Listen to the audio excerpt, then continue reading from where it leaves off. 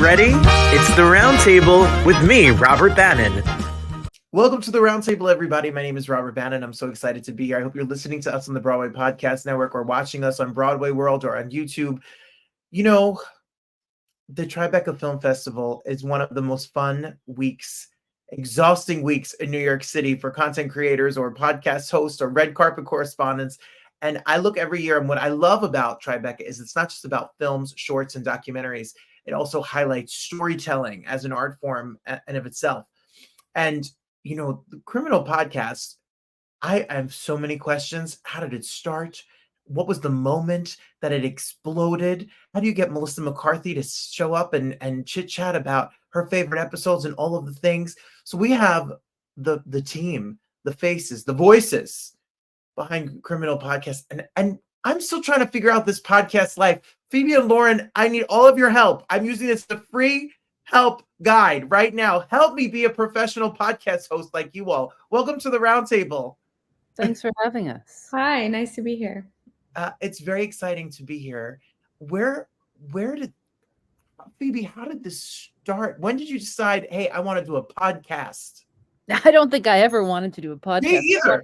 I wanted to have a radio show, which we still say kind of that we have a radio show. But Lauren and I were working together in public radio on a national program. I was hosting it. Sometimes she was producing and directing it.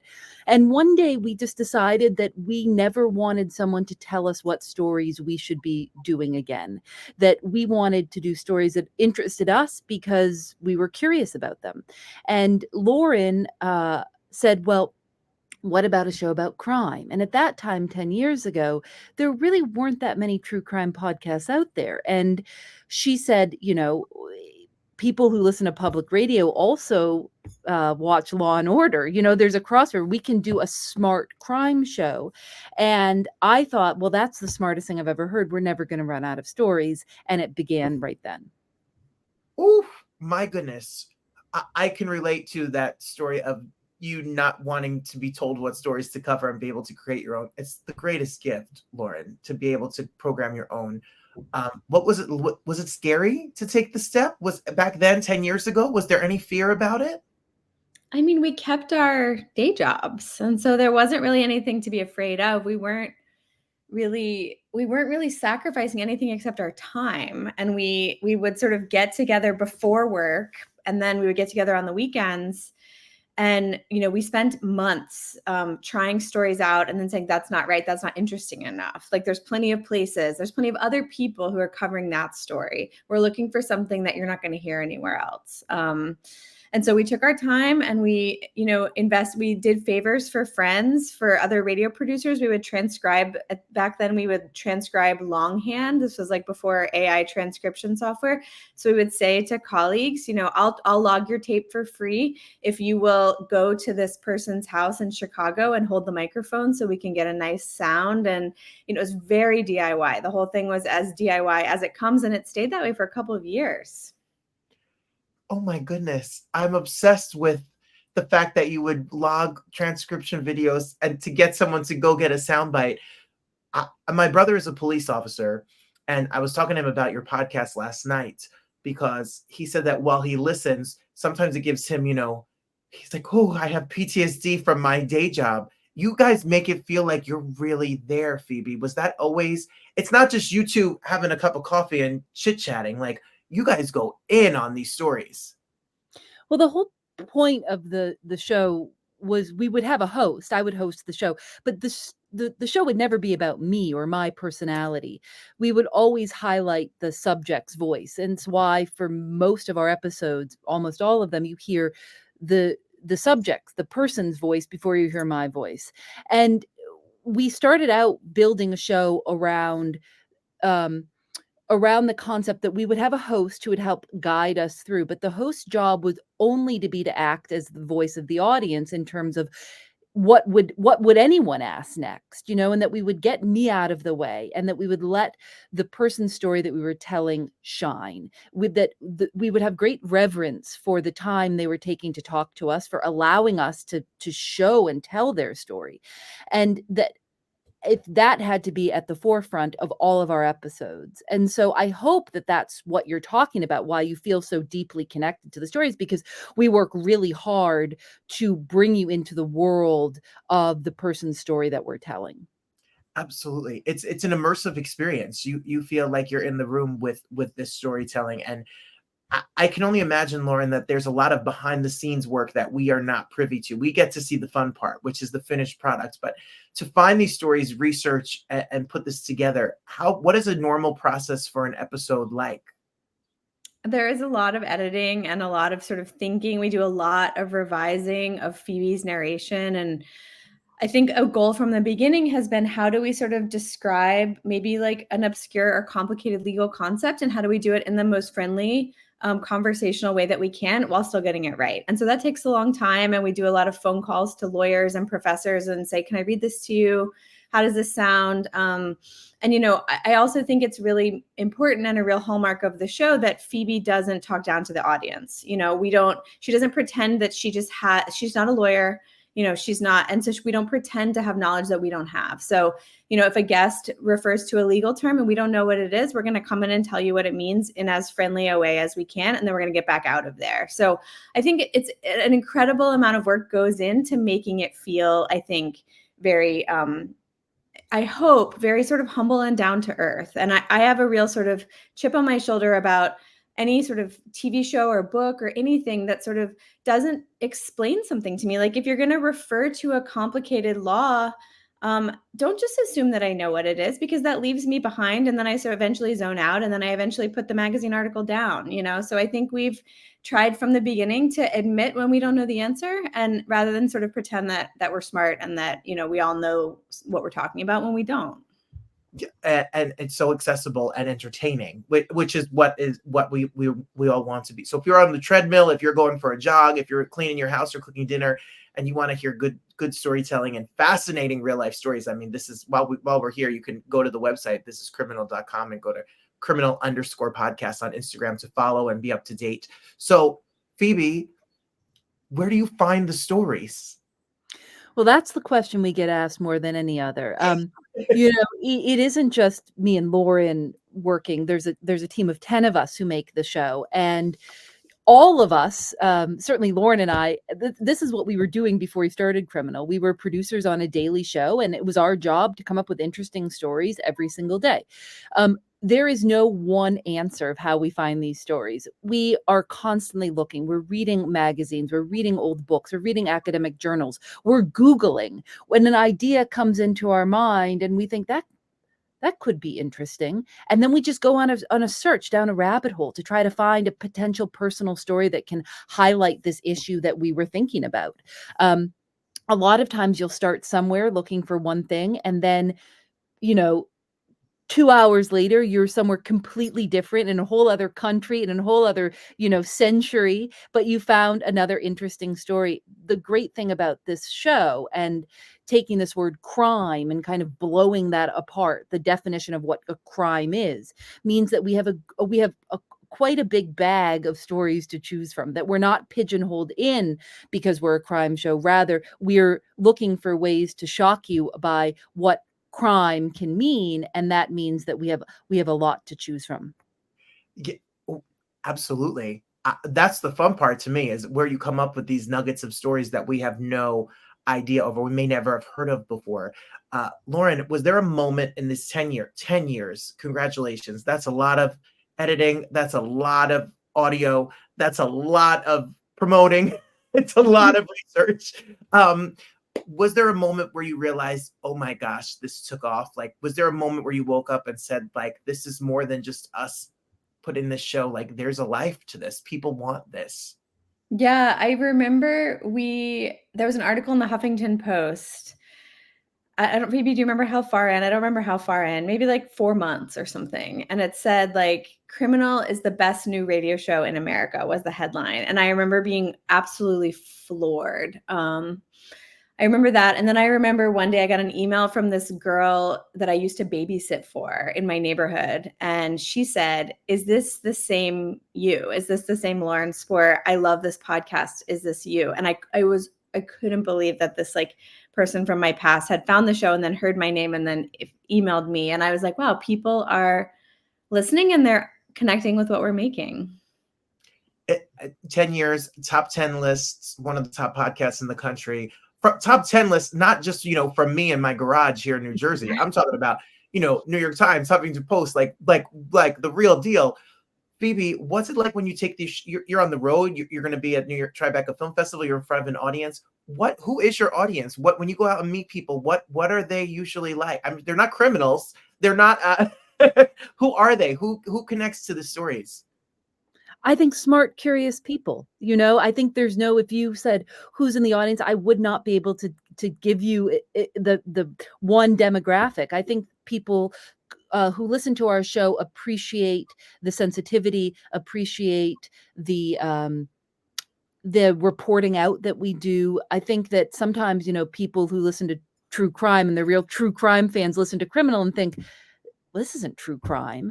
We sound very different than a lot of the other true crime shows out there. We do things differently here. We ask ourselves, why are we telling this story? And if the answer is because it's what scares us, or because it's salacious, or because, it's dramatic, that's not good enough. And so I think the people who are fans of criminal are people who appreciate that at the end of the day, we can be in the entertainment industry, but when you're talking about true stories, you have to understand that this is someone's life that we're doing. And so you getting a cheap thrill about being scared because, is not the game that we're in. We're in a different game, which is to understand more, to connect with human stories, to connect with the human experience. And if our audience comes away at the end of an episode or the end of a live show thinking, I know a little bit more about something I didn't before, not I've just had a great thrill, then we're successful. Oh yeah, the humanity behind it really shines through, and that's so nice in this, to get the perspective and the human perspective of these stories. Lauren, you guys have expanded. It's not just you now have other. I mean, there's mysteries and there's love podcasts about love. Love is a crime. Listen, we all man. What was the decision to take it from just the tried and true format of the show and to add different avenues? I think we realized that while the show was called Criminal, we were doing all kinds of stories. We were doing hoaxes, we were doing pranks.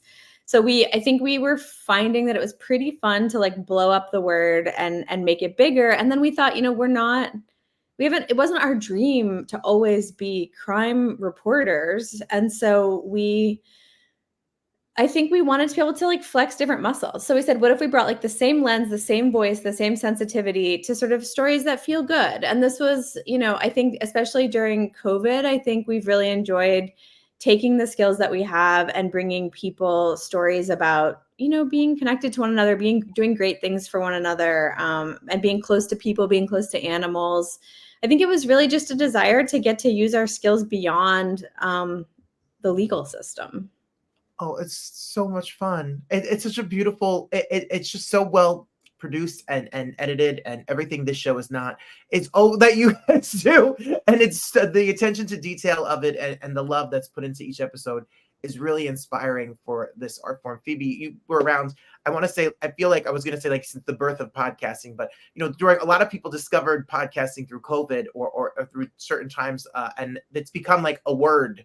It's a word now. It's a thing. What can you say about the business of podcasting? What the change that you've seen over these past 10 years? Well, podcasting has exploded. When we started Criminal, it was beginning. But it was just in its infancy of people have been making podcasts for a decade before we started Criminal. But this kind of mass media appeal of podcasts hadn't really started yet. It was just about to.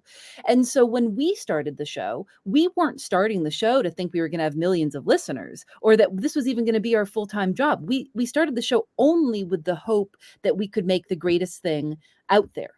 And that would fulfill something in us that wasn't being fulfilled in our daily jobs. We were both in radio, we were both doing good work, but we needed to do something more. And that really only was to challenge ourselves. Mm-hmm. I remember thinking, a week before we started Criminal, I was driving home from the radio station and I thought, I have to do something more. I didn't know what that was, but I needed to do something more.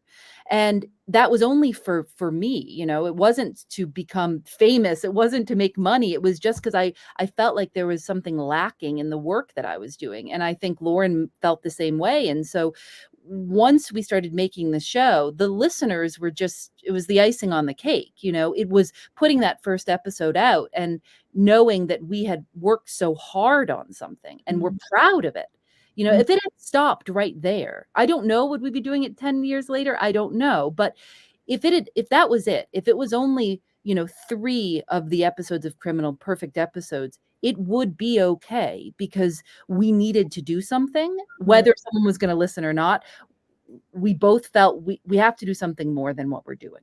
I think about that a lot, like the difference. I had never had an experience like that before in my life where we were making it not because we were hired to make it, but because we wanted to make it. And then the sort of way that raises the bar has been a really incredible learning experience. And I think I wanted to know, like, what would happen if we could make the very best thing that we could possibly make according to our taste, not like good enough for an editor, good enough for the person who employed us, and I think about that a lot with feedback. Like in many jobs that I had before, you would create something and you would show it to your editor for feedback and they'd say, looks good, and then it would go out. And you always sort of wonder, like, could I have been pushed? Could it have been better? And so Phoebe and I have had a very rigorous collaborative relationship of pushing each other very hard to do better, to see, can it be better? Can it be more interesting? Can it be more surprising?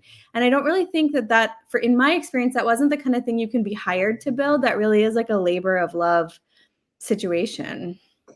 Oh, it's so inspiring. I listen, I completely understand. I completely understand when you love it and it becomes your baby.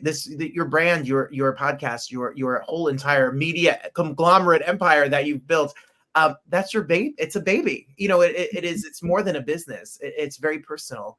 I can't. 10 years. We've been here at the Roundtable for 2+ years, and being able to branch out to Broadway World and Broadway Podcast Network and etc. in this art world has been a thrill, more than I've ever experienced. I'm sure you're going to have, I can't imagine at 10 years. I can't imagine at Tribeca. I can't imagine Melissa McCarthy. I can't imagine on the list. What do you say, Phoebe, to the people who watch listen religiously? What do you say to the people who are going to show up and buy a ticket to come see you guys speak in person? What can you say to the listeners who've been along the journey? Well, we take such great pride in our audience because we know how many things there are out there to listen to. And because we take it so seriously, I think we work really hard to not waste anyone's time. And, for us, it doesn't matter how many listeners we have. We of course we always want our audience to grow, but for people who've been with us for 10 years, it's keeping this audience and it's letting them know that we haven't gotten complacent, that we aren't sitting back on our laurels. In many ways, we have a lot more people who make the show with us now, but our my day-to-day existence of making Criminal is exactly the same as it was 10 years ago. And we are involved, Lauren and I are involved in every single step. We fight over words just the way that we did 10 years ago. I hope that our audience sees that and that our audience knows how just we're just very thankful. We don't deserve to have a big audience.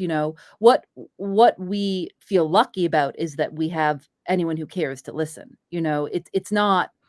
And so anyone who comes to a live show, anyone who continues to listen to Criminal, we thank them. And we thank them, and it's our job to make that listen, to make that time worth it. We don't have it, we will, no one of us will live forever, to take 30 minutes out of your life to listen to our show. Well, it's our job to make sure that that's a pretty high quality 30 minutes. Oh, absolutely. Lauren, how about you? How does it feel when it's retrospective, this big milestone moment? It feels great. And we put out an episode recently called Mr. Apology about this artist in New York City who set up an answering machine and said, call in and apologize for anything. And we had the response to it was produced by Nadia Wilson, who's a brilliant producer, our first producer from 2016. And people wrote and said, this is my favorite episode. And that says a lot because I've been listening from the beginning and I have so many favorites. And so I think to me, it's people who've been listening with us this whole time, for them to write in and say, this new one is the best one, you know, or for the New York Times to say like that we're getting better with time. And that's really, I think I give all credit to the fact that we've been able to grow and we have this really smart team now. And we're not just sort of coasting. We really are pushing ourselves and saying like, okay, with more smart people, how can we do even better? How can we do even more? So that's what matters to me, is when our longtime listeners say, you guys are better than ever. That I'm really proud of that. Yeah, you can get an audience, but to keep an audience is the true test. And that's something that you have done. You've become must listen to moments for people and their day, and that is such an honor. But you know why? It's because you put out a good product and inspire other creatives out here by the work and the attention to detail and love you put into each of it. It shines through. So congratulations. Thank you. If you're out here and you're listening to us or watching us right now, you need to then right after this, right after our chat, mandatory, go to criminal_podcast on Instagram, or go to This Is Criminal, wherever podcasts you can hear and listen to the stories. And you're going to get addicted. I'm telling you, babies will be crying, dinner will be burning, husbands will be, you're going to get addicted. Congratulations. Happy 10 years. Thank you so much for being here. Thank you. Great to talk. Great to talk. Well, how fun was that? Congrats to them. Man, this rate after 10 years, we could have 3,000 episodes because we are crazy here. They put a lot of quantity is not quality, but we try to give you both here on the Roundtable. I can't always listen to criminal podcasts because I get scared. Do you get petrified at night? No, I'll be sitting in my bed and I'll be like, no criminals. Don't come rob my house. I don't want to see a ghost. I don't want to see Jesus, dead relatives, nobody. Everybody stay out. Do not come for me. I love podcasters who have their heart and soul and make a living. They hired 12 other people. Meanwhile, it's me and my dog here. So you never know, right? You never, ever know. If you want more information about my show, you can follow me at Robert M. Bannon, or you can go to robertbannon.com. I hope to see you every single day on the Broadway Podcast Network. I hope you join us Thursdays on YouTube, Fridays on Broadway World. Come see me sing sometime. Say hey, drop me a line in the DMs and tell me you checked it out. And congrats to Criminal Podcast. Congrats to everybody out here that are artists. We need love and support. So thank you for supporting our show. And thank you so much to everybody who's out here buying a ticket, watching a movie, whatever you're doing to support art and artists doesn't go unnoticed, especially here at the Roundtable. Till next time, the best is yet to come. Thank you all for being here. Bye, everybody.